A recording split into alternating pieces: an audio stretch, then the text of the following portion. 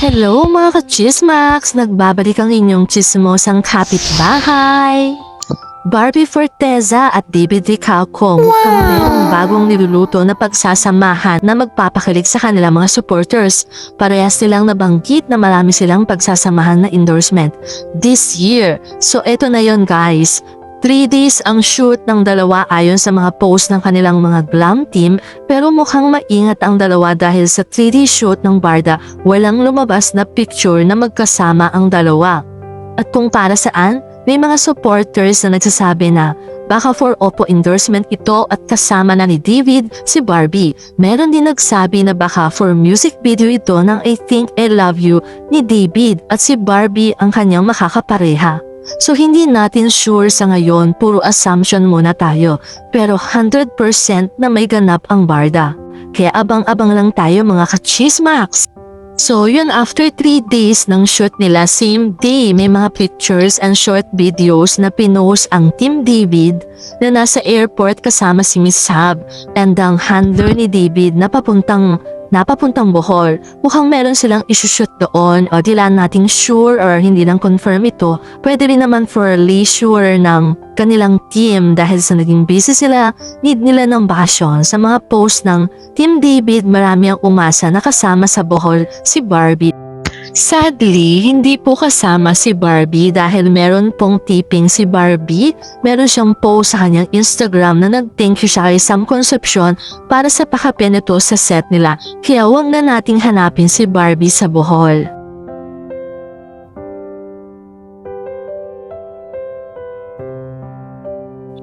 Narito naman nung pauwi na sila David ng Manila. David, saan papunta? Ha? Saan papunta? Manila. Manila? Ito ang gamit ko. Ito, papunta. Oo, nasa Bohol na. Sige, di na kasama. Ingat. Ingat. Tapos yung plot twist sa dulo, yung wow! Top 3. Have you seen Dead Silence? Grabe, di ba? Si Mary Shaw. Oh my God. Hindi ko kaya yan. Kasi ang tatlong bagay na kinakatakutan ko talaga. Dolls. Kahit Barbie doll ako.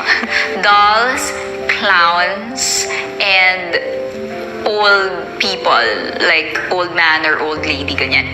Andun lahat sa Dead Silence yun.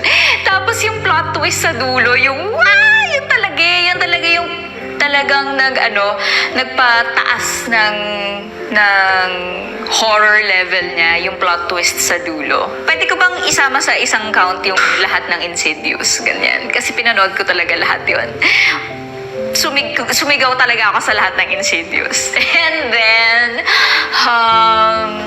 last would be Shutter. And I think, yung one thing in common ng mga pelikulang yun is the plot twist in the end, which makes everything more horrifying and more scary. Hindi ko mabuka yung bibig ko, tapos hindi ako makagalaw. Oo. Like yung literal na binangungot ako, nagtitaping kami nun ng And I Will Always Love You. Lock-in kami sa Cebu, ganyan. Siguro sobrang pagod ko na yung posisyon ng pagtulog ko, lay flat lang ako sa bed ng ganyan. Tapos parang yung panaginip ko, masyado siyang close to reality. Kasi nakahiga din ako, nandun din kami sa hotel, tapos parang tulog din yung makeup artist ko sa kabilang kama, tapos may lumalabas na parang black na silhouette na babae, kasi mahaba yung buhok eh. Basta black lang siya, wala siyang mukha, walang anything, black lang siyang ganyan. Hindi rin siya shadow. Parang feeling ko solid siyang figure, ganyan. Tapos yung una, nandun lang siya sa may CR, nandun yung may CR, ganyan. Tapos parang gusto ko nang magising. Parang yung utak ko, alam kong tulog eh. Alam kong nananaginip. So pinipilit ko nang gumising. Hanggang sa nawala. Tapos, cut to, parang nakapatong na sa akin yung black figure. Sabi ko na, tapos parang yung pakiramdam ko, yung pakiramdam na hindi ko mabuka nagbubuka yung bibig ko, tapos hindi ako makagalaw. Nung pinilit kong gumising talaga, hindi ako sumigaw kasi nga feeling ko nakatikom talaga yung bibig ko na hindi ko siya mabuksan. Pinilit ko lang talagang gumising, gumanon talaga ako. Ginalaw ko talaga yung buong katawan ko para magising ako.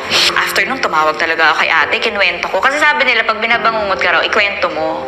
Para mawala or siguro para hindi lang, wala lang siya sa isip mo, para ma-let go siya.